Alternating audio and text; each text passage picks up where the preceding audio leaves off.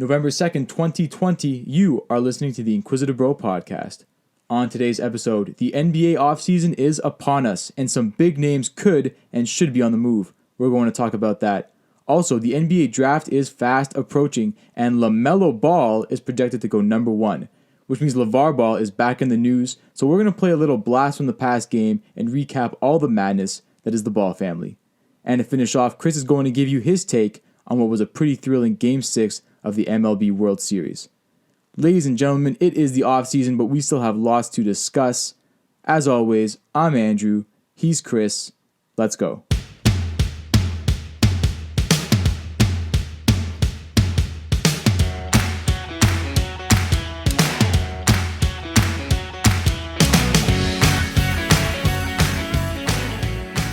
All right, so we're back with the NBA talk. The Lakers won the championship about 3 weeks ago, Andrew, and we're already back talking about the NBA. It truly never sleeps. Yeah, the NBA doesn't like you talking about anything else but the NBA, so they try and cover every single month of the year. Yeah, but it's also because, the teams that have been so non-competitive the past little bit, there's teams that haven't been playing since March. Now it's time for them to get the rumor mill going, maybe get a little buzz for the fans who can't go in their arenas, but...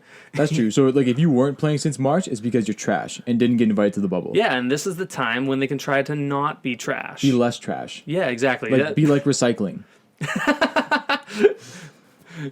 That'd be like a great slogan for the Knicks 2021. Don't be trash. Be recycling. Yeah. That's not Go bad. green. Maybe they'll hear this and pick it up.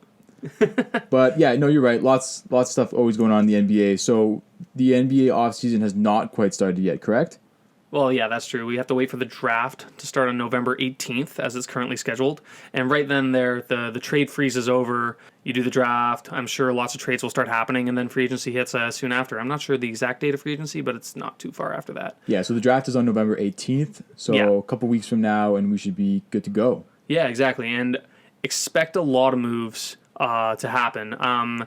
Teams have been just waiting. They've had nothing to do for the past little bit. They've been talking, obviously, and I'm almost certain the second the trade freeze stops, there's going to be some trades that are rolling in. I'm sure things have already been agreed to, technically.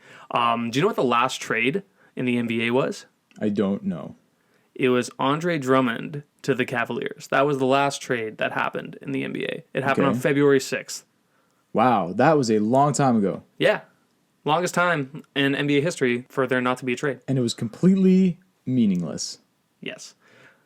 Andre Drummond, good player. Cavs, terrible franchise. Terrible franchise. We got some stuff on the Cavs later, or at least I do. Anyway, let's start with your news segment. Yeah, man. Backed by popular demand. Yeah, news. Always a great segment. Let's go into this. The Brooklyn Nets have now expanded their coaching staff to basically be the 2009 Phoenix Suns.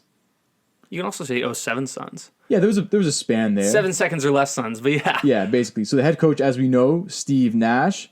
Since we last spoke, they have now added Amari Stoudemire to the bench, as well as former Suns coach and former Houston coach Mike D'Antoni. Yeah, Steve is just basically trying to bring back the glory days. I think so. I think what he's trying to do is when he plays pickup against Kyrie and KD to have a pretty good squad on his end. I think so. I'm guessing Nash and Amari will just have their Suns uniforms under their regular suits all the time, and then when they need to, they can just pop it off like a tearaway. Yeah, exactly.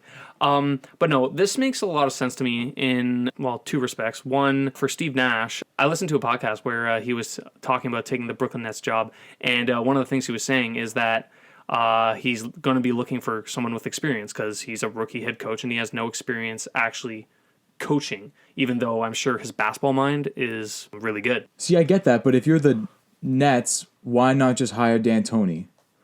Well, they made a commitment to Steve before D'Antoni was available, right?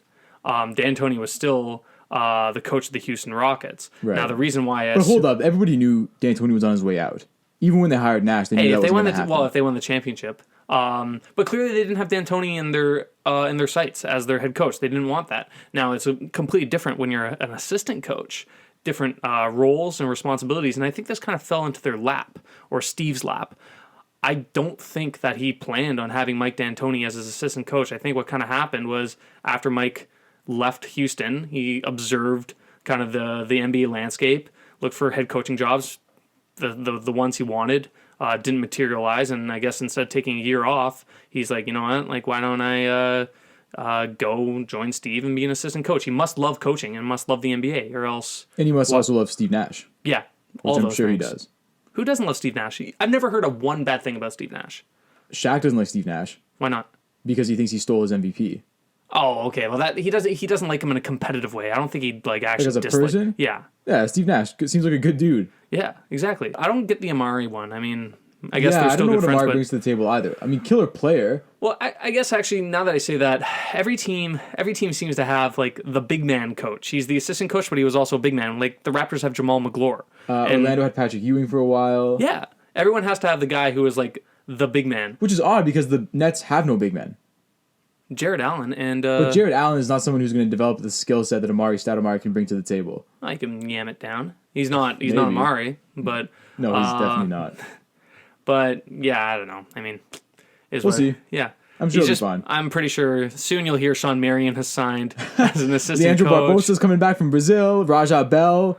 Who else on that team? Well, actually, Raja Bell Raja Bell said this on a podcast I was listening to. Raja Bell was approached by Steve Nash early on when they were negotiating. Goodness. Well, this is just getting ridiculous. Well, maybe Raja was like his first option, and then he just moved down the 2007 roster of the Phoenix Suns. Is Boris Diaw still in the league? Maybe he can retire and come coach. Boris. You know what Boris is doing, right? No, that's what I asked. Well, Boris is was always one of the more unique characters in the NBA. He's just sailing around the world. He's a avid sailor. Are you serious? Yeah, he's a very avid sailor, and I actually listened to another podcast about this where he was talking about his retirement plans. Was he calling in from like a sailboat in the middle of the Atlantic? No. This was like just before his final season, I think, with the Spurs. Like he's doing like a solo around the world mission in a sailboat? It's not around the world. He's just sailing from place to place, like in nice little areas, and enjoying life. Sure. I mean, he never got in shape his entire career. He enjoys life. Yeah. I mean, I know what he looks like out of shape. Now, this is like a new level of out of shape. Is he bigger? Maybe he's lost weight. I don't know. Unlikely. Other news. So the Sixers extended Elton Brand as general manager, 5-year extension. They also signed former Houston Rockets GM Daryl Morey as president of basketball operations. Now, Christopher, please explain to me the difference between general manager and president of basketball operations. So, president is the new term that is given to the top man in NBA teams. It used to be that it was the GM who made the decisions, but now they move that to president, and basically they see overarching stuff and make big decisions, whereas the GM is now more of like what used to be an assistant GM, and they do minutia stuff like waiver wire claims and filling in things, and like they're much more the day-to-day stuff. That's what the Raptors do with Masai Ujiri and Bobby Webster. Bobby Webster does a lot of the like I said, like day-to-day minute things, recruiting guys. Like Masai is there for the big pitches, the big moves, the trophy presentations. Right. Okay. Makes sense. Yeah, I wasn't really sure. Like I knew the Raptors had those two positions filled, and I kind of understood who the guys were, but I wasn't really sure who was making which calls, but I guess that makes sense. But it's an interesting thing with Philly in the sense that like no way is Elton Brand having any decision-making influence or power in that organization with Daryl Morey going forward. Elton Brand sucks as a GM. He was awful. Yeah. I think with a couple more years at the helm would have just ruined that thing, torn it to the ground. I mean, I'm kind of surprised they extended him. They apparently like him, and I guess they just haven't changed his role yet, but this is more of like an organizational thing. Daryl Morey is the guy who's making the basketball decisions now. I would assume so. And the 76ers are much better for it. Well, we'll see. They may not win a championship, but I think the decision-making process and the way that they make moves, like type of the margin moves that Daryl Morey's very good at, will be better. And I think it just like you have more legitimacy with that front office. I think you trust it more. True or false, do you see Joel Embiid being part of a Daryl Morey run 76ers team? Yes. Yeah?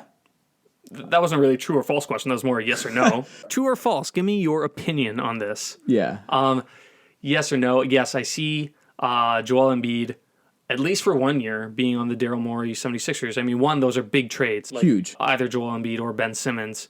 I doubt very much that Daryl Morey would accept the job, not wanting to like try it out a little bit.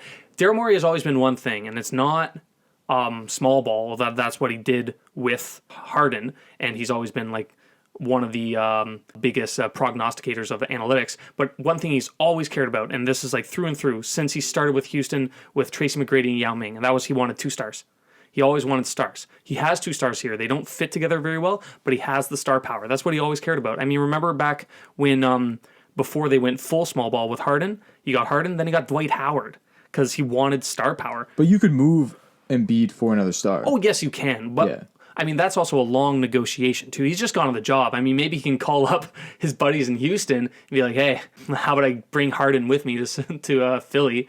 And, Listen, man, I've seen it. I've seen those names being thrown around. for a variety of reasons. Like, I don't think that deal happens this year. It could happen in the future. It kind of makes basketball sense, but I don't think those types of deals happen. If you're Daryl with new Morey, though, management. every day that goes by where Joel Embiid is playing basketball, you risk him going down with another injury and being untradeable. Apparently, you also risk with Ben Simmons going down with another injury, Mr. Back injury there. Yeah, I mean, But listen, if you can move them both, they're not going to, but like I don't like either of those guys. this is something that has crossed my mind when you always talk about, like, which one are they going to move? They're both such kind of unique players. What if you move both? Just make a team, like a more conventional team, move both 1-for-1 star trades. Like, you probably have a better you could do team. star trades, or you could just like get a ton of depth. You could get a Yeah. lot of quality players coming back from Well, both those that's one guys. thing. Well, Daryl Morey never does that. He never trades. He never trades a dollar for quarters. Right. He's always the one trading the quarters. I don't know if they're dollars, man. Like these are not A type stars. Their trade potential is completely based off their perceived future performances and future value. Because when you really look at it, Joel Embiid had a really good year 2 years ago. Last year he was quite poor. I mean, poor for his standards, I should say. And then when you really look at it, it's like, okay, he's been injured a lot. He's had one good year. A lot of other flashes during the year where he hasn't put it together. You question his mental aspect. He's never gotten in shape. He's kind of a Crybaby. pouty, moody guy, and also very much loves that limelight. I think to his detriment. Yeah. He's soft though. Mentally, yeah, I believe so. Yeah. Yeah. Okay, enough about the Sixers. He's no Kobe.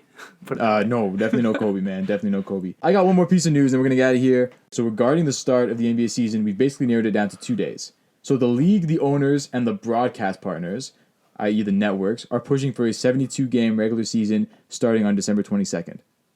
The Yeah. Players Union is pushing for a Martin Luther King Day start, which January 18th gives them a little bit more of an off season. Yeah, I've heard that But that would be a 50-game season. the players union saying for the MLK Day is kind of like a negotiating tactic. They have a deadline, November 17th, to come with kind of like a quasi collective bargaining agreement for the season. Technically, if they don't come to that deal on November 17th, then the draft on November 18th isn't happening, and a lot of things are in flux. But they'll come to a deal. The reason why that MLK Day thing is just not going to happen. It's going to be December 22. The big power brokers want that. But one of the reasons it's going to happen because the players are also ultimately going to want that. It affects their money. Oh, yeah. If you play 50 games, and not only are you having less of a game, fewer game checks, the money that is allocated to you based on the collective bargaining agreement because of like the TV deal is going to be a lot lower. So I heard this actually recently, like Steph Curry projected to make $40 million next year on a full season. If they did the MLK Day thing, he would only make 25, only air quotes. But That's a big difference percentage terms. Yeah, that I mean, if I was making $40 million, I wouldn't want to suddenly be making $25 million, right? No, if I could and help let's it. be honest, like Steph Curry specifically hasn't played basketball in a long time. Yeah, he's fine. So the two main reasons, though, like some might be asking, well, why can't we just start on MLK Day and have 72 games? 2 reasons. One, the NBA ideally would like to return to their normal start date in October. And 2, if they so choose to participate, the players would like to be able to have the choice to participate in the 2021 Summer Olympic Games, which would be in the summer. That's so true. So with the 50-game regular season, you still end of June. Yeah, there's a couple other things to that. One, they realized that everyone's ratings were down except for football. Nothing can stop football. No. And that's what the NBA is kind of learning. I mean, one of the things that they had to do when they were in the bubble was also a little test run because like they've been gaining momentum with football. If you the young kids love basketball, football, it's violent, maybe it'll go down, blah, blah, blah. Point is, this is their first real test to see whether they could compete with football, and they learned they can't. Yeah, I mean, in the NBA's defense, I'm not sure if like a bubble product was really a fair estimate of No, their... that's true. And there's other issues involved. But listen, I mean, like NFL owns a day of the week. I do not Yes. doubt that they're not going to be able to compete. Football is king. yeah, exactly. Yeah. So the NBA learned that, and also, I mean, the summer people are less likely to watch sports to begin with. That's I'm another thing. rooting for December 22nd because I want more games. Yeah, I want more games. I want it to come quicker. I mean, I've been speaking to my dad recently. Like, there's nothing to watch. There's nothing right on now right it's now. tough. I mean, normally this is prime time. Yeah. Yeah. Normally the NHL's just started. The NBA is just starting up. Football's got half the there's season still football, done. Yeah. Yeah. It's still half the season done. Yeah. But yeah, exactly. So I think it's going to be December 22. I think that's just what they're going to go with, and they're just going to hammer through the season, and whatever happens, happens. If that's the case, though... There's going to be a lot of collateral damage, I assume, but like it's Oh, like, yeah. I think a lot of the guys that went deep into the bubble playoff run, you're going to see a lot of DNP fatigue games for the first couple months. LeBron's not even going to play until like MLK Day. I'm sure the league will not let LeBron sit a month Yeah, of that's basketball. true. However, expect him not to play a lot of games. Kawhi won't, though. Kawhi will sit many Kawhi games. doesn't play but games that's, anyway. But that's just part of his. But that's Yeah. just like part of his MO now. 50 games, 72 games, 172 games. It doesn't matter. Kawhi's only going to play like 20. That's a pretty good gig that he actually like managed to swindle, eh? Full Where you- salary with half the games? Yeah, not Yeah, bad. where you just convince people. It's like, I can't play. Yeah, that's just part of my Imagine telling my your boss deal. like, can't work. Can only Yeah. work 3 days out of 7. You know. And he goes, no problem. Here's $1 billion. Unbelievable. That's all I got for the news. Hey guys, hope you're enjoying the pod so far. You know, here at the Inquisitive Bro, we're always thinking about ways to enhance your listening experience.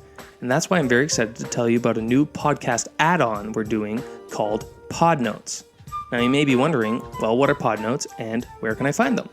Well, basically, during the podcast, you may hear us from time to time make references to videos, images, charts, or graphs that we can't visually share with you because, well, you're listening to us. This is where Pod Notes come in. All the visual references that we make during the podcasts are going to be bundled into a single Instagram post that you can find on our Instagram page at The Inquisitive Bro. So look out for this pod's Pod Notes and the Pod Notes for future pods to come. Now, back to the pod. Okay, switching gears a little bit now to NBA free agency, which I've now checked is scheduled to start tentatively around November 20 to November 22 range. Now, as many NBA fans would know, this is not a good year to be a free agent. One, because of COVID, but two, because almost all the teams are saving their cap space for next offseason, which is the summer of Giannis, plus a bunch of other good free agents. So as we currently stand, the teams with cap space this offseason are the Knicks, Hawks, Pistons, Kings, Pelicans, and Suns. All bad teams. Now, this is like large amounts of cap space. There's other teams with small amounts of cap space, but we don't really have to get into them.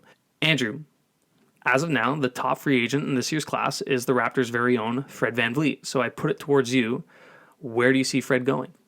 Yeah, okay, so as you said, the big thing for teams this year is making sure they have enough cap space next offseason to sign those big free agents, most notably Giannis. So when it comes to Fred on the Raptors, and correct me if I'm wrong, but what I heard is that we cannot sign him for more than $18 million a year for multiple years if we still want to have a shot at Giannis come 2021.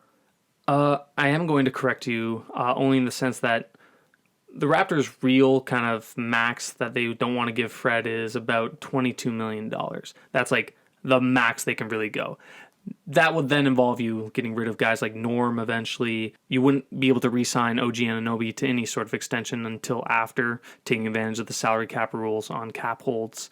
But the point is, yes, the Raptors are very much looking to try to sign Giannis. So the negotiation they're going to be doing with Fred is trying to thread the needle in the sense like we want to compensate you for what you've done and what we believe you're going to do, but at the same time we have to maintain our flexibility. So it'll be an interesting type of negotiation. It's interesting to see what he might sign for, especially considering that the teams that have significant cap space, namely Knicks, Suns, and also Hawks? the Pistons, not the Hawks. Pistons. They have Trae Young. Right. I mean, I guess they. Oh, could he's go. off ball, though. Yeah, I guess they can do it. But point is, the teams that have significant cap space this offseason, granted they are bad, but they could use a guy like Fred VanVleet, and I'm sure they'll go after him hard. Okay, but if you're Fred, your options are go to the Knicks for like $26 million a year, or stay with the Raps and have a chance to play with Giannis and contend for a championship 2 years.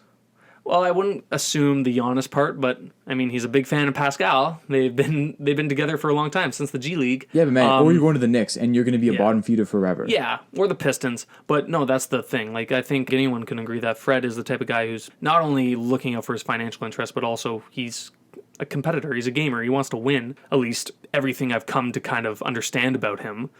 So I assume that the Raptors are going to work something out with Fred. I think it's going to be something that maintains our flexibility, because that's first and foremost for us. If they sign him to some really big, outlandish contract, like mid to high 20s, I will be shocked. It's not happening. First of all, I think his max is like 25. But if he gets an offer for like $24 million, you just kind of like shake his hands like, thanks for the good times, Fred. Like, wish you luck. Yeah. And you move on from there. Move on to like Goran Dragic.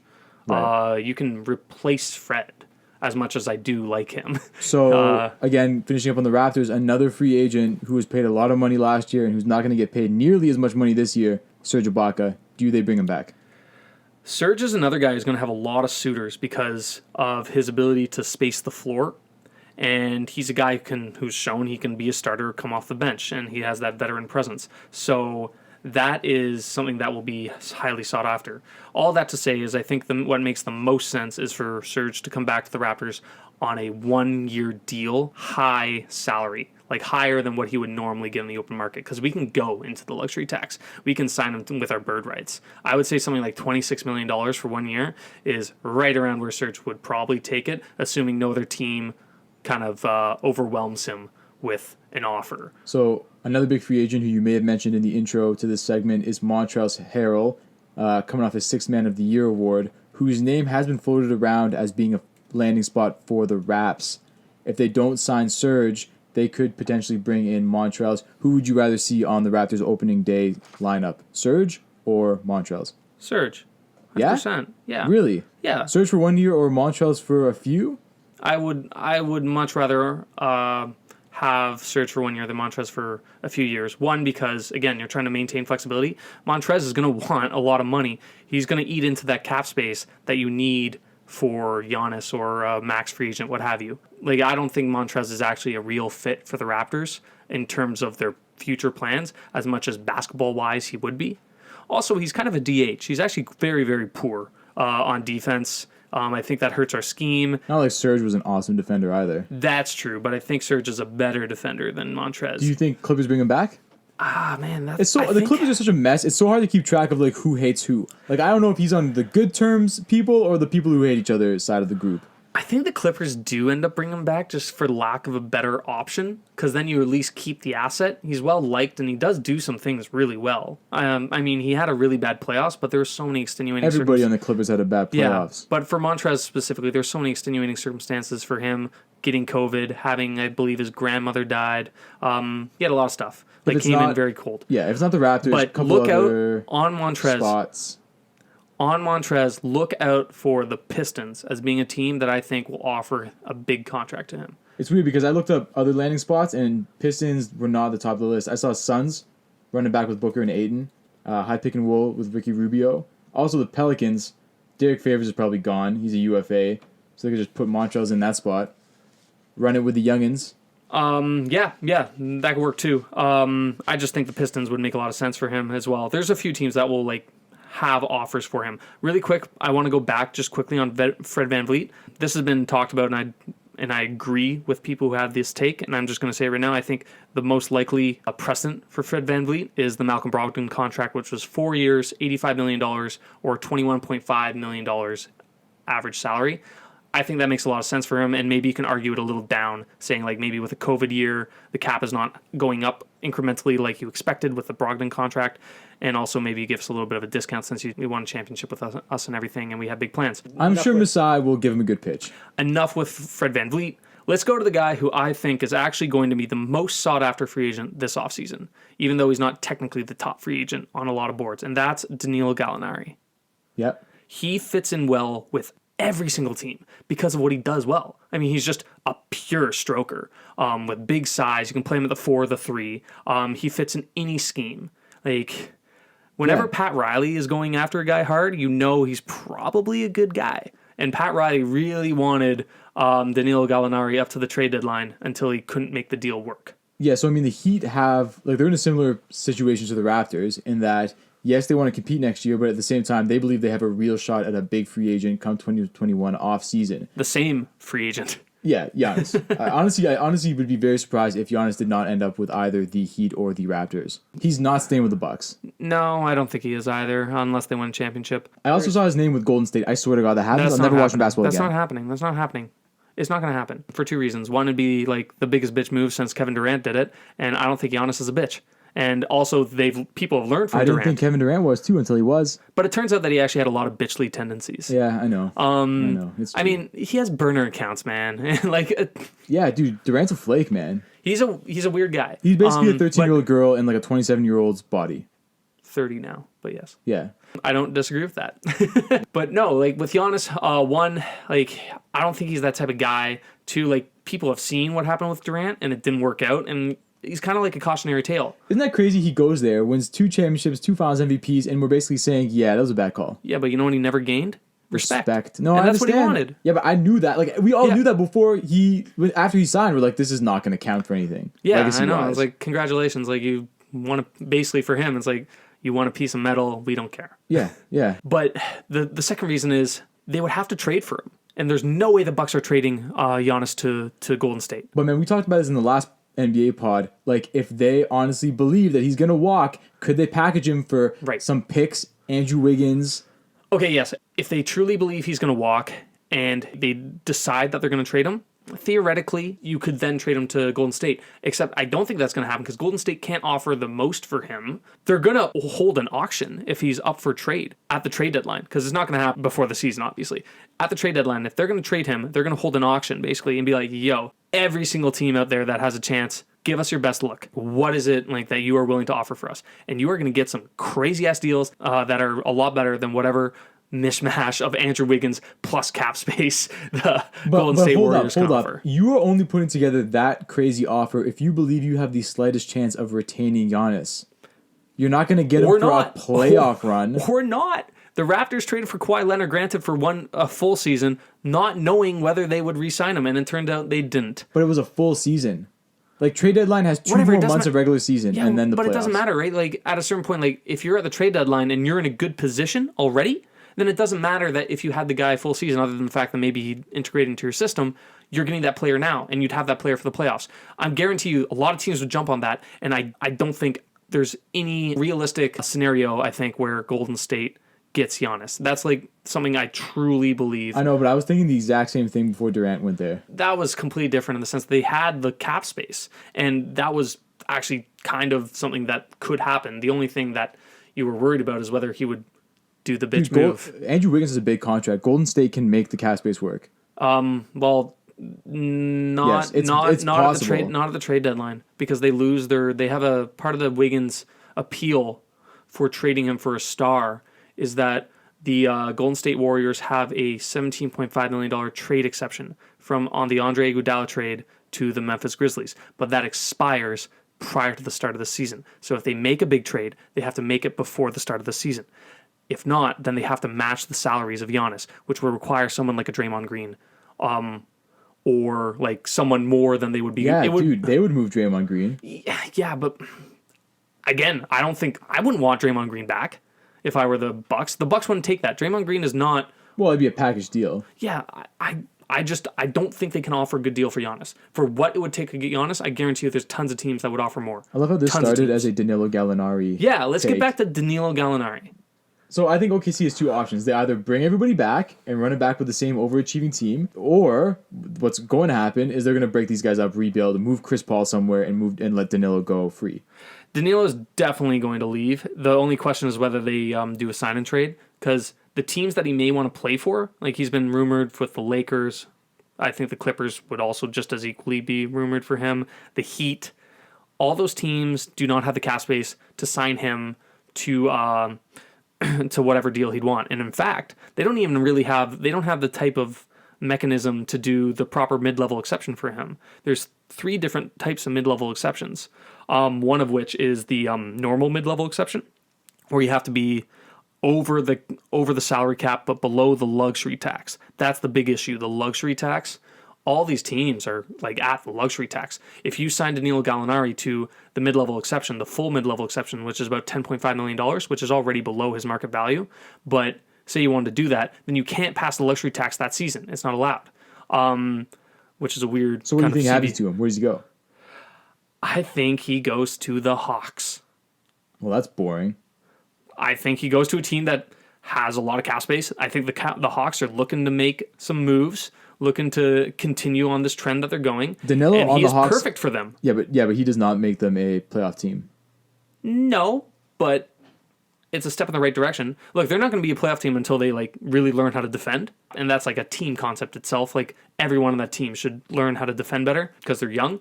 But I think Danilo continues to open things up, and they already have some great 3-point shooters. Why not try to get some more? You know, could be. I think they'll use their cap space though. Point is, they have up to $49 million in cap space. I think they'll use it because they're not going to be in the Giannis sweepstakes likely, and they can really get some of these guys. Yeah. So real quick on the Miami Heat, since they're in a similar position to the Raptors, they were not expecting Gordon Dragic to have the year he had. Okay, so he's going to command a lot of money, but they're going to be capped again on what they can really offer him if they want to keep that max slot open next offseason, and also if they want to push Bam's contract and re-sign him to multi-year after this one. He's only got 1 year, $5 million left. It's going to be tight for them, man. Some guys are going to have to take some pay cuts. The same thing that's going to happen to Bam is going to happen with OG Anunoby in the sense that like they're going to have their cap hold. They're going to become a restricted free agent, and they're not going to get their contract extension until after that offseason where the Heat or Raptors try to sign the guys that they want to sign. The same thing happened with Kawhi Leonard when the Spurs wanted to sign LaMarcus Aldridge. They told Kawhi, we'll take care of you, we'll max you out, but we have to wait because when you're on your rookie scale contract, your cap hold is very low. So it allows you to have manufactured the space that you need. Now that pissed off Kawhi royally, and it turned out to backfire big time. So that's the kind of the game you play, but that's what the Raptors and the Heat are going to do. He's got 1 more year left. If they want to re-sign him today, they're not going to. Right. They're not going to. Yeah, but they can max him out after. It's a timing thing, right? They can max out Bam right after they sign. Right, but they can't max out Giannis. Bam, sign Giannis, and give Goran a $22+ million contract. First of all, Goran is not commanding $22 million, but you are correct in that. Which is why I think Goran can sign a 1-year deal too. I think this is the same thing with. He's not going to want to do that. Coming off the year he just had, he's going to want multi-year, multi-dollar. Depends what the market is, right? I mean, does he want to go to the Knicks? The Knicks could be an option for him, frankly. Like, he could go to the Knicks. It would make sense. Live out the rest of his good playing years, get that multi-year deal that he wants. He could. He could go back to the Heat. The Heat could kind of play a little hardball with him, but say, look, we're going to pay you high salary, but only 1 year. Yeah. Because everyone knows what they're trying to do. Maybe Goran takes that.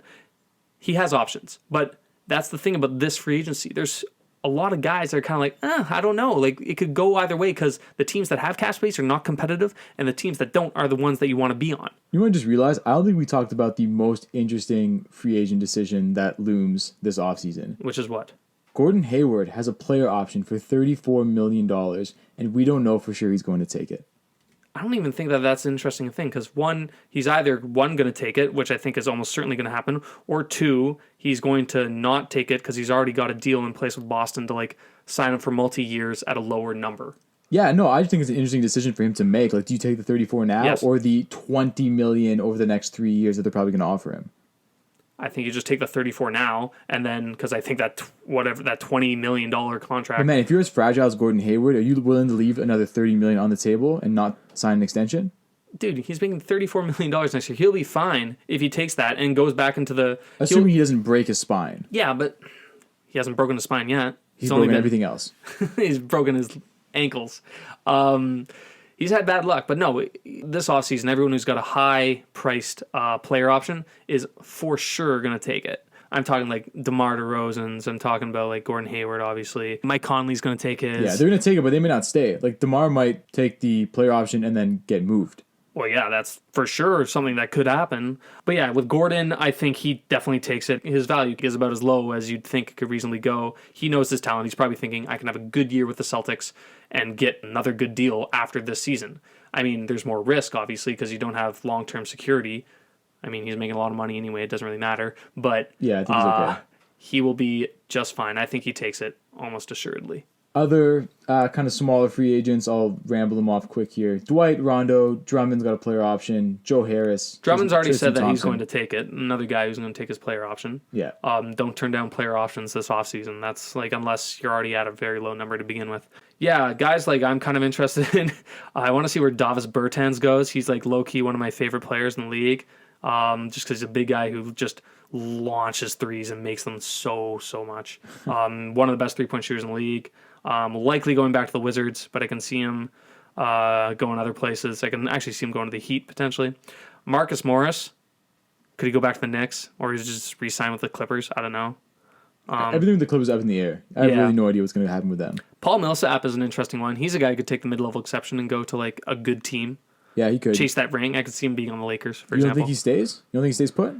Well, he could stay put. I don't know. It's an option, but I could also see him taking lower number, go to like a really good team.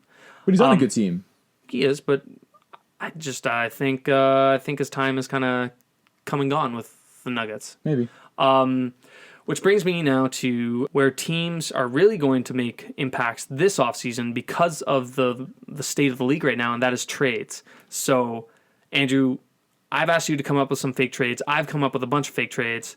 I thought it'd be a fun exercise just to go over them, see what you think. Yeah, you're very giddy about your fake trades, so I'm going to let you roll I went through these ham on and- the fake trades. Yeah, I'll tell you if I think they're feasible or not. Okay, we'll go with my fake trades. So, speaking of the Nuggets, I got some Nuggets fake trades. They have a really interesting package to offer for 1 star, and that involves Will Barton, Gary Harris, Bol, and Houston's 2020 first rounder, which they have, which is number 22 this year. So that is like a package that they can offer. And it's enough money because Will Barton and Gary Harris make about $14 to $50 million each to get some big stars. So one option is... Hold up. Before you even tell me who's coming back in this trade, I already like it. Because the package you just told me, like I would send these guys off, no problem. Yeah, it's the exact example of sending out some quarters to like get your dollar. And the Nuggets are at a point in their trajectory where they have the 2 stars. They know what their team is, and they have a very interesting guy, Michael Porter, who they don't want to give up.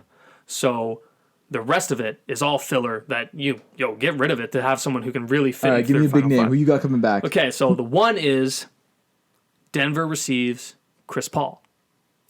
Okay. Yeah. Now, that is an option, but that's actually not my favorite option for them. The second one that I like better is they send those guys to the Pelicans, and they receive Drew Holiday. Dude, the Pelicans are not doing that. You don't think they would do that? Have you seen the Pelicans' young core right now? They're not breaking up that train. No. Well, no. It's a depth deal. So if you're the Pelicans, you would say no to Will Barton, Gary Harris, Bol, and Houston's first. For my starting point guard, my all-star starting point guard, yeah, I'm not giving away $1 for One-time 3 All-Star. quarters. He hasn't made the All-Star team this year. But like he's an all-star. Like he's Yeah, fair enough. No, I'm not. Fine, fair enough. Denied. Okay, fine. Hit me with another one. Well, those are my 2 for the Nuggets. I mean, Forget the Nuggets. Not happening. you don't like the Chris Paul one? No, because I want to see Chris Paul go to the Lakers. That's not happening. The Lakers? As you mentioned, let me put in one of my fake trades here. 3-team trade. Ready for this? Lakers acquire CP3 and Terrence Ferguson. Hawks acquire KCP, Kentavious Caldwell-Pope from the Lakers. And OKC gets their 2022 first-round pick back. They get Danny Green, Kyle Kuzma, Quinn Cook, and LA's 2027 first-round pick. Ooh, that's a good one. I don't like it. It works. Like, sure, technically it works, but I don't really... You don't like it for who? I like it for all the parties. I think OKC says no. Because it defeats the purpose of one of the things they want to do. They want to get rid of their money. They want to rebuild. They're getting expiring contracts. I don't think they want Danny Green. I don't think they want Quinn Cook. Expiring. Move him. Quinn Cook makes no money. Get rid of him. I think they can get a better deal. You think so? Chris Paul is owed $40 million.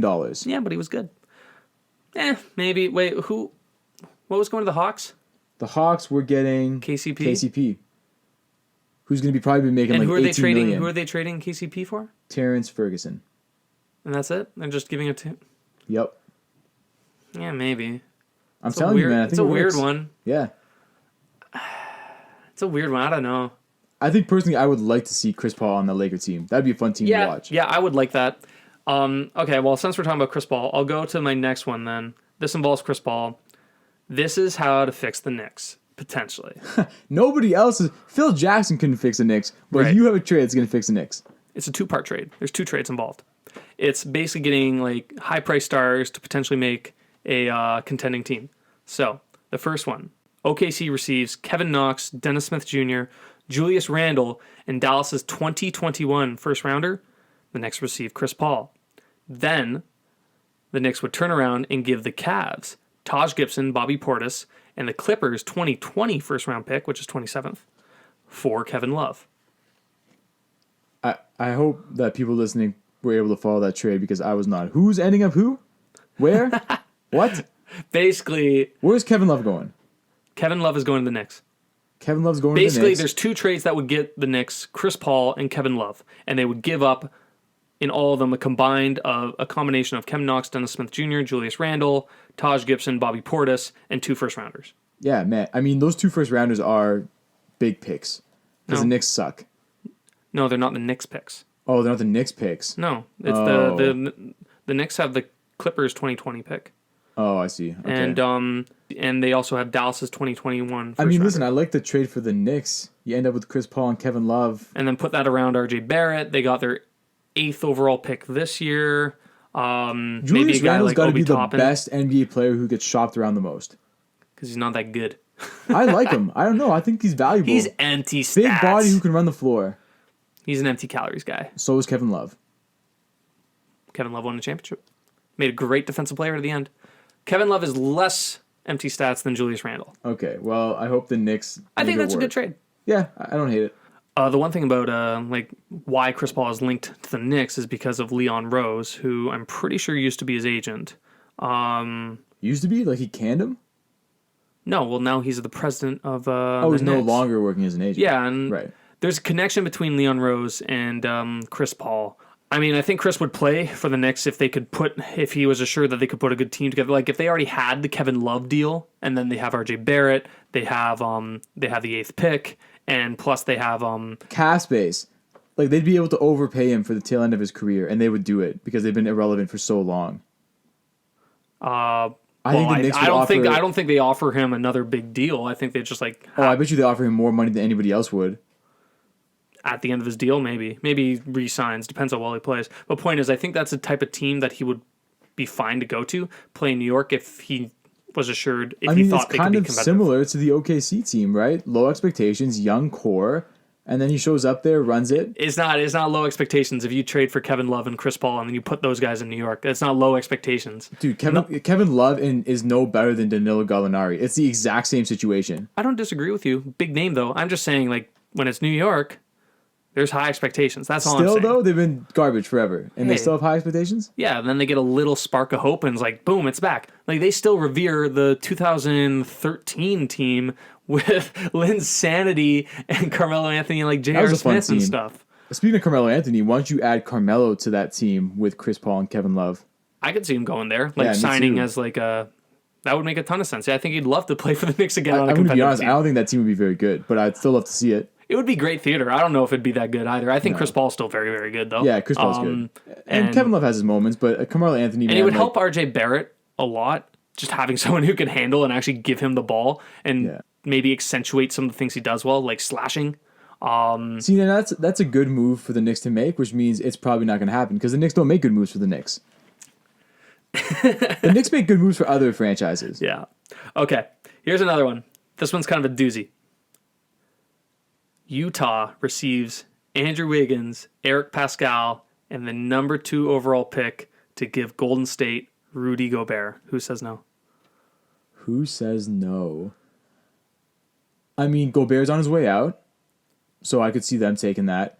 I don't know if Golden State wants to build around a big man. Like, do you really want to put a big man? I mean, I don't know. It kind of makes sense. You got some shooters, get some boards, get someone to help you on D on the other end. Now, you had a great takeoff pod about Rudy Gobert. Do you want to share it with the fans? Yeah, I mean, it's a simple take, but I just said Rudy Gobert is basically just Ben Wallace. Yeah, he's like modern day Ben Wallace. Yeah. The French Ben Wallace. Yeah.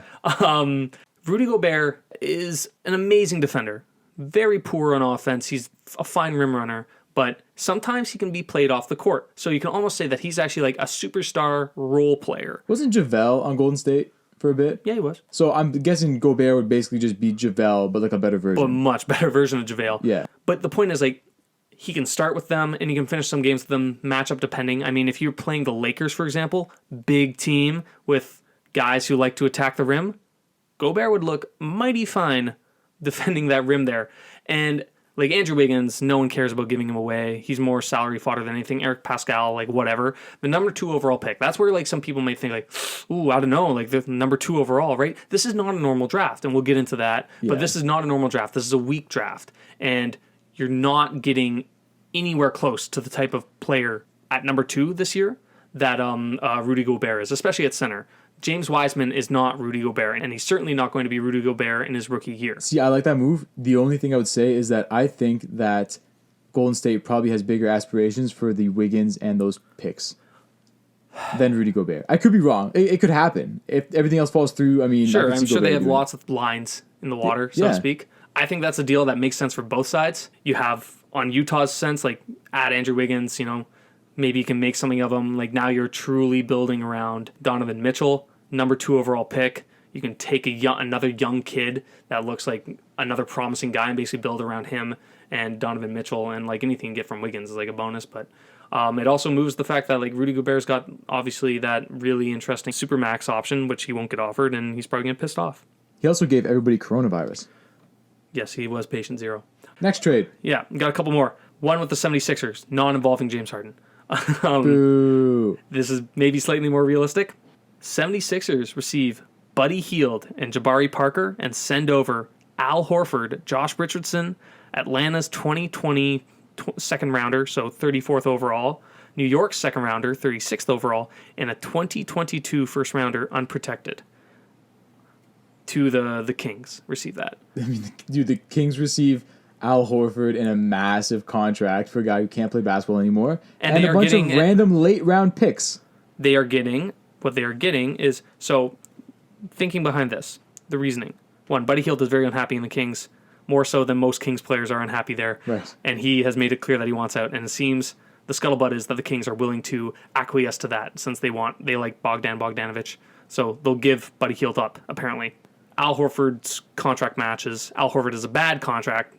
No one likes him, although he used to be good. That's why you toss in the first rounder with him. But it's a late first rounder. The 2022 first rounder, unprotected, that is also the year of the double draft.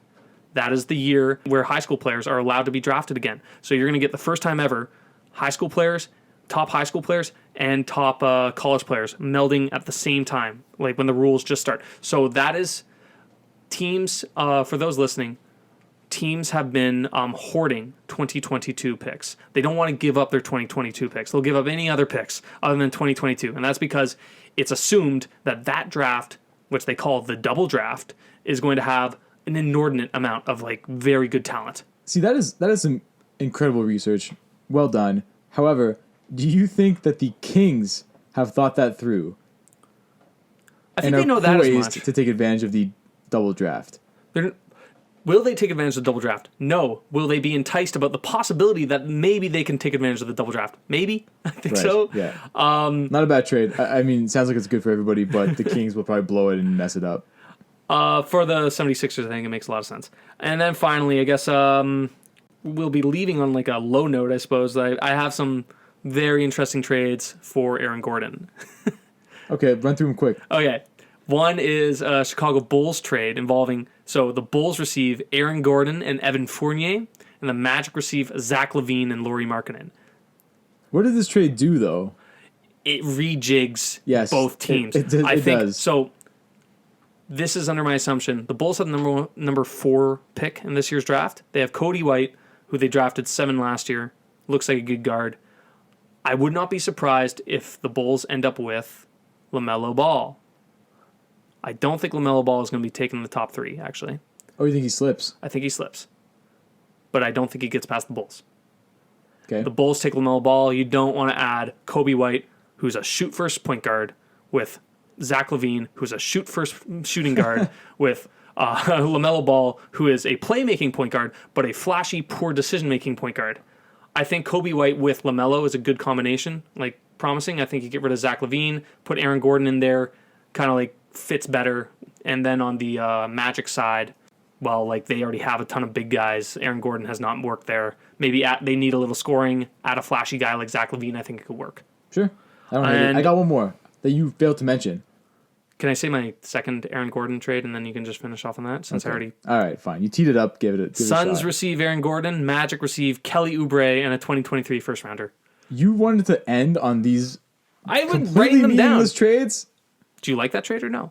It's fine. I'm not excited about either of those franchises, though. Aaron Gordon is not a very exciting player, ultimately, even though he's a big name for NBA fans.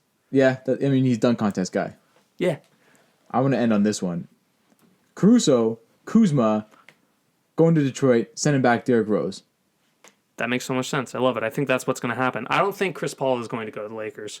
I think Derrick Rose is going to go to the Lakers. I think the Lakers will try to land Chris Paul. Yeah, sure, why not? I think Derrick Rose is low-hanging fruit. I think that trade is going to be available to them whenever they want it. Yeah. I think that trade makes a ton of sense. I've been advocating. I think on like 3 of our other pods I mentioned Probably. I want the Derrick Rose trade. But that's it. We got no more trades, and yeah. none of these are probably going to happen. Yeah, none of them are going to happen. Maybe mixes of some of these things can happen. Yeah, I'm sure some combination of the players that we mentioned are going to end up moving teams. Yeah, we mentioned like half the players in the league. So right. Some of them All right, I like our odds. We hope you're enjoying this episode of the Inquisitive Bro podcast. We know you listen to us, but more importantly, we want to hear from you. Did you disagree with one of our takes? Did you catch a mistake that we made? Do you have your own take about something we discussed that maybe we didn't consider or failed to mention? If that's the case, we want to hear from you. Hit us up on Instagram at The Inquisitive Bro. Or, if you want to just reach out and say what up, that's cool too. If you make a good point, bring us an interesting take of your own, or you get us talking about something cool you brought to the table, you just may hear us giving you a shout out and discussing your take on our next podcast. Alright, well, we're not done yet. As always, thanks for listening. Now, back to the pod. Okay, so let's switch over then to the NBA draft, which is, as we mentioned, going to take place on November 18th. Andrew, I'll toss it over to you then. What are your thoughts on the draft? Some of the interesting prospects that you have. So I wish I had more things to say on the draft, but here's the case.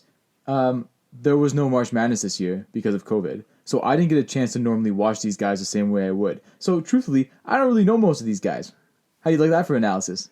Yeah, honestly, I mean, it's not that bad an analysis because truthfully, this draft is nothing to write home about. It reminds me a lot of the 2013 draft. I believe that was the one where Anthony Bennett was drafted, where there was no surefire top pick. It was a lot of a mishmash of guys, and the lottery really didn't know who was going to go where. And it's the same thing in this year's draft. And the reason is when you talk about a weak draft, it's mostly referring to weak freshmen, the 19-year-olds coming into the draft, not as well polished as a usual draft would be. There are no can't-miss prospects here. There are no elite guys. Most of the guys who are going to be drafted in the top 5 would not scratch the top 5 in drafts to come. And it's just because this is a weak draft. Now, some guys to look out for, Anthony Edwards, kind of seen as like a Victor Oladipo, Dwayne Wade type of guy. He's a body who can't shoot. So what do you think about that? Sounds awesome. You got LaMelo Ball, which we'll get into. Kind of very similar. A complete clown. Yeah, he's whereas Lonzo is actually very quiet and reserved. You kind of forget about that because his dad, especially early on, because his dad is such a loudmouth. LaMelo is his dad. LaMelo takes after his dad, not lacking in confidence, has a wonky shooting stroke. Who would have thought of that? Right. But apparently is also seen as having the highest potential in the draft, according to a lot of different people. I'm sure he's incredibly talented, but do you know who else was incredibly talented that he kind of reminds me of? Nick Young. Yeah. Totally talented, complete goofball. Yeah, I mean, kind of different players, but I see exactly where you're going with that, and I don't disagree with you. That's pretty apt description. This whole draft is going to be about where he lands, LaMelo. Yeah, I don't think he, like I said earlier, I don't think he gets past 4. I don't think he gets past Chicago. But some guys to look out for, some interesting guys. There's Killian Hayes, the left-handed Frenchman. He is Kevin O'Connor's top prospect on his draft board. Look out for him. He's probably going to be an early, he's going to be in the top 10. My favorite draft pick, though, potential draft pick, is the Serbian guy by the name of Aleksej Pukusevski. He is 7 foot tall with a 7'3" wingspan and a staggering 201 pounds. Andrew, I'm heavier than this guy. That is not going to work. What if I told you that he has guard-like skills and they think that he could develop a shooting stroke. Well, I'm assuming he doesn't have big postman skills because he weighs 200 pounds. Dude, that's not... I looked at his highlight reel, and I shit you not, they actually found, like, the first clip they showed him was actually him kind of, like, backing down the guy, which is shocking. Like, when you look at pictures of him, he's a literal stick man. He's got no meat on his bones. He's like Kevin Durant when he was drafted to the extreme, except not nearly as talented Kevin Durant as with, Kevin like, Durant. 45 less pounds. Dude, Yeah. Durant's 7 feet tall. There's no way he's less than, like, 240. Now he's Yeah. like, no, but when he was drafted. Even when he was drafted, I bet he was, like, 225. Oh, I don't know. You know, Kevin Durant at the Combine couldn't do one rep Bench on the press. bench? Long arms. I mean, it's the harder. NBA. Everybody's got long arms. Yeah, but he's got, like, exceptionally long arms, and he was spindly. I bet this Alexiv guy, I bet he can't do a bench press either. Yeah, I wouldn't draft him. I wouldn't either. That's the point. But apparently he's projected to be, like, mid-lottery. That tells you what Or this like draft a is all about. 17th overall-ish. Like, a first-rounder, a guy who's not even heavier than your lovely podcast host here. Yeah, I mean, this draft is weak, and so are this dude's weightlifting habits. Yeah. But yeah, this draft is weak, especially at the top. Most likely the best player from this draft, there's a very good chance that it'll be somewhere in the mid-teens, someone you're not expecting. There's still some really good players in there, like Obi Toppin, kind of been compared to Amari Stoudemire. Guy who can jump out of the gym, big guy, looks good. The guy out of the USC, Okonkwo, looks like he can be really solid. He kind of compares to a Bam Adebayo. Did you say the guy out of the UFC? USC. Oh, USC. That would have been a way better storyline if this guy went from MMA to NBA. No, yeah, that's not, unfortunately, that's not what happened. See, that's what this draft needs. They need a storyline like that.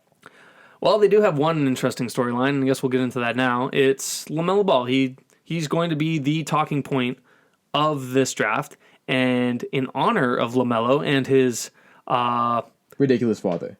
yeah, we'll go with ridiculous. We have a little game to play, and it's... what are we going to call it? Things LaVar Ball has said? I think we're calling this Did He Say That? Did he say that? Okay. Yeah. So a little bit about LaVar Ball. For those of you who don't know who he is, he's basically a nobody. But he's got 2.5 sons that play basketball. He's got Lonzo, who was drafted by the Lakers, traded to the Pelicans. Who's okay? He's decent. He's quiet. He can't really shoot, but it's fine. He'll be around for a few years. He's got.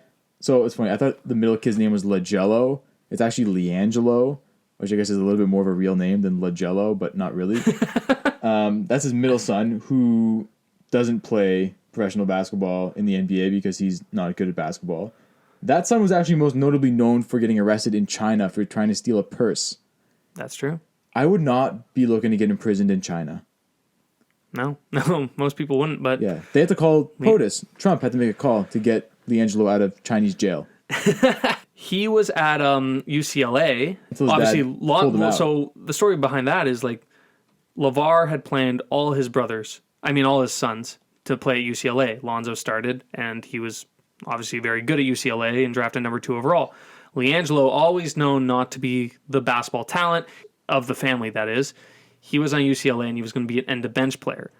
But he got caught stealing in China. They cut him, and because of that, LaVar threw a fit and not only pulled LiAngelo off UCLA, but pulled his youngest son, LaMelo, eventually out of high school, and also decommitted him to UCLA, and he never went. And instead, LaMelo ended up playing in professional leagues all over the place, most recently Australia. Yeah, so they did a brief stint in Lithuania, and then he ended up in Australia. Yeah. So we basically have no real comparison as far as what his talent stacks up against NCAA products.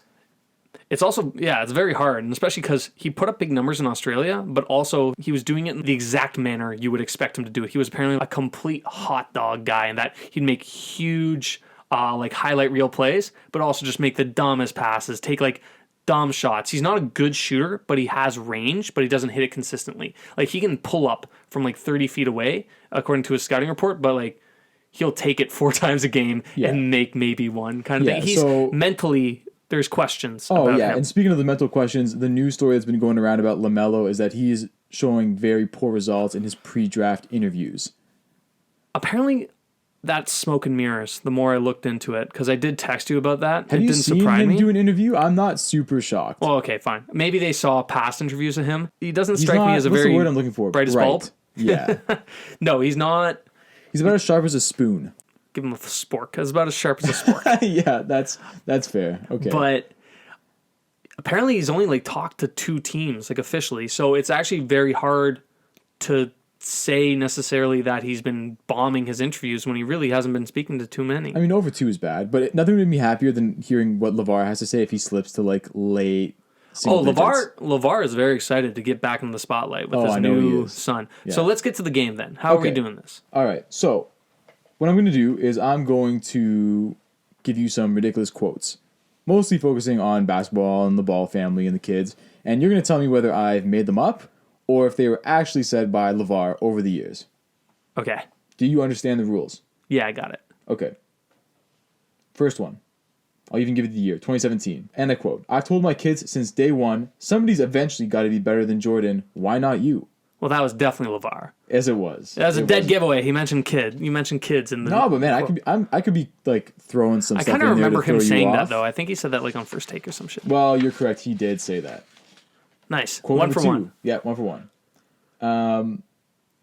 I mean, hold up. Before I get to the next question, that statement must have gone to LaMelo's head because the very next month in high school, LaMelo dropped 92 points on 61 shots in a high school game. Nice. Same month, new quote. Ready for this? Yeah. Take Steph Curry at a 40-inch vertical, and you have Lonzo Ball. Did LaVar say that? I assume yes. Yes, he did. That was on. You gotta give me some harder ones here, man. That was on First Take with Stephen A. At the same interview, he also said Lonzo would end up being better than Magic. That was the one. Yeah, he went off on that one. He goes off, like whenever he gets a camera in front of him, it's just like he feels the need to just be a totally different, outlandish, ridiculous person. These aren't even tongue-in-cheek quotes. Like these are just come on. This is getting off topic, but I remember an early interview with him when Lonzo was at UCLA. He mentioned the fact like they were showing the mom and everything. He was showing his family, and the mom is like herself like a large woman, quite tall. And he mentions like, yeah, I purposely like picked a tall woman because I wanted my kids to be tall. Yeah. Like, et cetera, et cetera. It's just kind of hilarious. Yeah. No, I think I saw that today actually. And Stephen A. was just like, well, can't argue there. Like, what are you going to say at that point? All right, next quote. Did he say this? And I quote, "Back in my heyday, I would kill MJ 101. He better make every shot because he's too little and he's not fast enough to go around me. He would need some help." End quote. He said that, yeah. Yeah, he did. I knew it. LaVar's college stats were 2.2 points per game across 30 games. He played college? He did, yeah. Where? I don't know, but he only averaged 2 points a game. Okay, well, that makes more sense that his kids are like top prospects. He was a college player. I mean, he was barely a college player. Still, good start. He also played college football. Wow, okay. Also not very good at that. He was a good athlete, though, clearly. Next quote. And I quote, "There's only 2 dudes better than me, and I'm both of them." I don't think he said that. I wish I could tell you he didn't. He did. That is a LaVar quote. Oh, God damn it. If it's really ridiculous, he probably did say it. I don't think I couldn't make up stuff that he's actually said.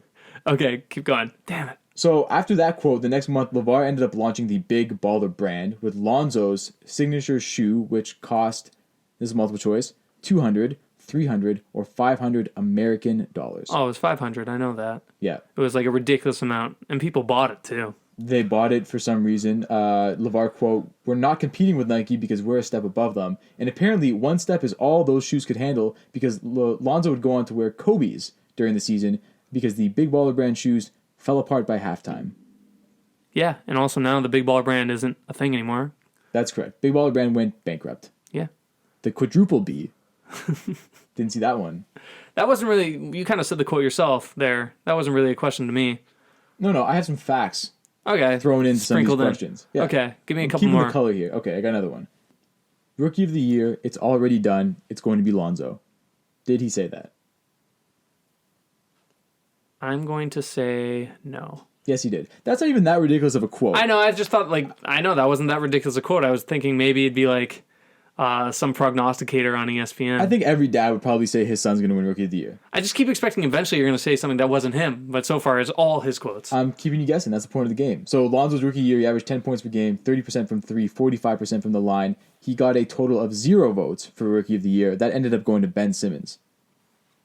Turns out he was better. Yeah, that's generally how the awards work. The better guys do get the awards.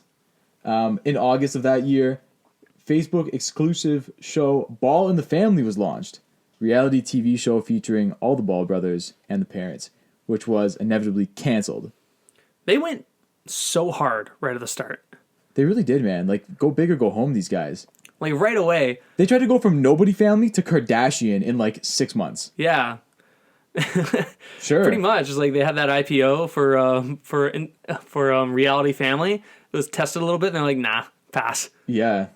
Failed. Mostly because, I mean, if Lonzo was good, then maybe this could have been a thing. I mean, he's good enough. Dude, the Kardashians He's had Chris be- Humphries in their show, and like that. Kardashians weren't based off basketball. The Ball family's leverage was based on the fact that they were good at basketball. Lonzo's going to be in the league a long time, but he's not a star. I personally think the Balls are only marginally better at basketball than the Kardashian girls. We should test that out. That's how they should get on the... Yeah, that should have been an episode. reality I would have TV. watched that. So yeah, as you mentioned, actually, so Lavar ended up pulling his youngest out of high school so he could homeschool him. The middle kid and the youngest ended up playing in Lithuania, didn't go to the NCAA, which is why we have no stats for LaMelo going into this year's NBA draft. That's not true. We have his Australian stats. Okay, sure. I could have Australian stats. What are those worth? As much as what? Australian stats could be worth. Well, as much as what what a particular team values. They just watch them, so it doesn't matter. I got one more quote for you. You ready? Yeah. Whose team is it? Man, everybody knows whose team it is. It's Lonzo Ball's team. LeBron's coming over here to join us. We're not going over there to join him. Okay, LeVar said that. He did say that, yeah. Do you have any quotes that were that he not didn't him? say? No, I don't. Not a single one. That was the joke, eh? Yeah. Oh, you Do you like tricked me. that? Yeah. Yeah. Lakers Okay. would acquire LeBron and then end up shipping Lonzo and a bunch of losers out to the Pelicans. I guess we can finish off on this. It's just like, that's one thing you have to consider with LaMelo is just, you have to deal with LeVar. He's kind of like America's version of the Lindrosses. Eric Lindros's parents being notorious meddlers. You're drafting two people. You get LaMelo and you get LeVar. Yeah, which means if you're a small market team, like if you're Charlotte at number 3, do you really want to deal with that? You're asking if Michael Jordan wants to deal with that. That's true. Actually, what am I saying? Like, well, Michael Jordan wouldn't want to draft LaMelo. I don't think he'd want that type of guy on his team. No, he wouldn't. But, like, who would? You said Chicago. But, like, if I'm Chicago, like, I want a real player, not, like, a reality TV show star. He could still be a good player. Like, He could also be a disaster. His talent level, though, like, he does look like he's pretty talented and he's grown. Like, he's 6'7", man. Like, he's 6'7" point guard. He's looking pretty fine. I think he'll ultimately be kind of like his brother and just be a good player for a long time. But their games are different. Lonzo's game's not really flashy. That's true. But I think ultimately they're both like playmaking point guards. Right. Who can shoot a little, but not consistently and not respected. We'll see. I bet LaMelo is better than Lonzo, though. I would hope so, because, like, Lonzo's just Lonzo. He's okay. He'll be fine. Yeah. But Lonzo's going to be in the league for like 10 plus years. Probably. But Which he's is like, a lot to he's say. mid-tier. He's like a mid-tier point guard. No, listen, that's a great accomplishment. Yeah. So good for him. That's it. I got nothing else. You got anything else? Not for basketball. Okay. That was fun. Little off-season. Lots going on. So before we finish off today, I just wanted to talk a little bit about the World Series and baseball as a whole. Starting with the playoffs, these playoffs were really compelling and stand in stark contrast to what was a really weird season for obvious reasons. But, I mean, this whole MLB season was really jumbled. You had the doubleheaders, I mean, with Cardinals and Marlins getting shut down because of COVID. And I think a lot of people kind of tuned out baseball, especially with the other sports going on with basketball and hockey, and then football coming into play. So it wasn't really until I think the playoffs where, one, people started really tuning in, and two, like the baseball actually started getting good. And it was. I mean, there were really compelling series throughout the playoffs. I mean, think about it. You have the ALCS where the Rays were facing the cheating Astros, who, by the way, on the Astros note, I mean, talk about a team that was saved from just being absolutely humiliated and destroyed by the fans the entire season. We'll see what happens in 2021 in regards to that. But they were the villains, and MLB kind of needs a villain with the Yankees not being as disliked these days. But the Rays managed to finish them off and make the World Series. And then you go on the other side, and the NLCS in particular was a great series where the Braves, I mean, oh my God, Atlanta sports just getting destroyed recently. The Braves blowing a 3-1 lead, very tight Game 7 where Cody Bellinger hits that home run in the 7th inning. And then it gets to the World Series. And in baseball, it's not very common for the best team in each league to make the World Series, and it's even less common for the best team in the league to win the World Series. And that's what happened this year. The Rays and the Dodgers were, bar none, the best teams in each league, and the Dodgers were the best team, and they won. So that's a win for baseball. It legitimizes the short season in the sense that at least a legitimate team won. I mean, when the season first started, there were questions about potentially a random team. I mean, the Jays, frankly, were thrown out there as a team that could potentially win the World Series as a hypothetical. And I mean, as much as I would love to see the Jays win the World Series, they were decidedly average. So it was great for the MLB that the Dodgers won. And it's also great for the MLB that this World Series was a good one. It was a really compelling World Series. It wasn't boring. It had everything that you would want from a baseball fan's perspective and, frankly, from a casual fan's perspective as well. I mean, you had amazing offense. The Dodgers lineup is absolutely stacked on their part. And for the Rays part, they had some clutch hitting here and there. And then you have obviously a Randy Arozarena who's just putting his team on his back and setting records that haven't been seen since like Barry Bonds' World Series runs with the Giants. I should say World Series run, since he did it once. You had great defensive plays. Cody Bellinger, Mookie Betts made some great plays for the Dodgers. Meanwhile, the entire Tampa Bay Rays team is a defensive team, starting with Kevin Kiermaier, but also guys like Joey Wendell, Adames. You have Ji-Man Choi, the big Korean, at first base, just doing the splits, even though he's like 260 pounds to scoop balls. It's ridiculous. You had amazing pitching. You had Walker Buehler just dealing in Game 3, Clayton Kershaw, Game 1 and Game 5, putting together some really good starts. And obviously, Blake Snell in Game 6, which I'll get to. That's obviously a very divisive topic. But what I think made this World Series that much more compelling was the storylines behind it. It had very compelling storylines because that's what sports is, guys. Like, sports is about the story. It's about the myth making. The games themselves are entertaining, but what keeps people coming back is the storylines of these players, of these teams. And in this World Series, there were storylines galore. I mean, you had the intertwined redemption stories of Clayton Kershaw and the Dodgers themselves. In Clayton Kershaw's part, he finally gets over the hump in clutch situations, gets to put an exclamation mark on what is obviously a Hall of Fame career. He can now unquestionably claim to be the best Dodgers pitcher of all time, better than Sandy Koufax, who, I mean, himself was obviously a legendary pitcher, but that's what Clayton Kershaw is. Clayton Kershaw has one of the best pitching resumes ever, and now he's got a ring to boot, so that's great for him. The Dodgers, meanwhile, a legendary team in MLB, one of the top markets, and for a long time they've been very, very good, but they've never gotten over the hump since 1988, and now they finally do that. You had other storylines as well. I mean, Mookie Betts, for example, the year after he's traded from the Red Sox in what is one of the worst trades in MLB history. Like, absolutely terrible trade, and certainly the worst trade the Red Sox have done since 1920 when they sold Babe Ruth to the Yankees for $125,000. That's how bad this trade is. Mookie Betts is the biggest star in the league. I'm not saying the best player, that's Mike Trout, but Mookie Betts does everything well, everything you'd want from a player. And also, he's got that $1 million smile. He actually wants to be a star. Mike Trout is much more of a introverted guy, and I mean, that's his right. That's what he wants to do. But the MLB needs to market someone. Mookie Betts is on the top team in the league, and he's a magnetic personality. So that's a great storyline. And also what I touched on, Arozarena, obviously putting the Rays on his back. Very interesting story, especially since he came from relative obscurity for baseball fans. Now, moving on to the negatives of this World Series, because it wasn't perfect, and I'm not talking about Justin Turner testing positive for COVID and then walking onto the field after. I mean, you can have your own opinions about that. I get why he did it in the sense that, I mean, he was the longest tenured Dodger, and you want to celebrate, but I'll leave that be.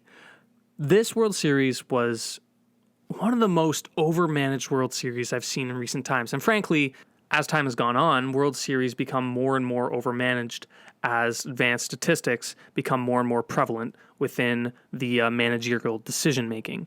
And this came to a head very poignantly in Game 6 of the World Series, where Blake Snell was absolutely dealing. He was unquestionably having the game of his life. He struck out 9 of the 17 batters he faced. And the sad part of it all was how predictable this all was. By the third inning, I mean, I was watching the game with my dad, and I told him point blank, I said, the second this guy makes a mistake, he's getting out. And that's because managers, with the statistics that are available today, they are always looking for a reason to take a guy out versus a reason to keep him in. And it was almost comical how quickly that backfired. I feel bad for the pitcher Anderson, who came in and immediately gave up a double to Mookie Betts, and then the rest is history. But this is a prime example of where following advanced statistics religiously can lead you astray. And this is kind of a mini rant that I have for you guys, because those who have listened to this podcast know that I am a big proponent of advanced statistics. I think they're great. I think they really help enlighten what's happening in a game and who's effective and why. But I think there's a certain limit to how much you can use statistics versus just watching the game itself. Now, baseball in particular is the most statistically intense sport, and that's for two reasons. One, while baseball is a team sport, it's actually just a combination of one-on-one matchups that culminate into a team effort. It's just a pitcher facing a batter. It's not a bunch of mishmash of guys like in hockey, for example, where there's a lot of random things, and it's hard to isolate what a single person is doing versus his teammates or the line as a whole. That's not there in baseball. It's just one guy facing another guy. So we can very precisely measure how effective a certain player is, specifically pitchers and batters. Defensive statistics are a little bit more hit or miss, but still, the point being that you can very clearly see who's good and who's not good. Second, baseball is a large sample size sport. They play 162 games in a normal season. Most starters have over 500 at-bats. So the stats that are generated from those players are very statistically significant. So all that is to say that yes, in baseball, we know very succinctly that when a pitcher faces a batting order for a third time, that the OPS just spikes. Batters, having seen a pitcher that many times during a game, and also the fact that the pitcher is most likely more tired, they are going to hit better on the aggregate. And that's the thing with statistics. They are made in the aggregate. They are made over large sample sizes. They are useful for what is normally going to happen. But there are also outliers. This brings me to Blake Snell in Game 6. Blake Snell is not an average pitcher. He is far from it. He has won a Cy Young Award.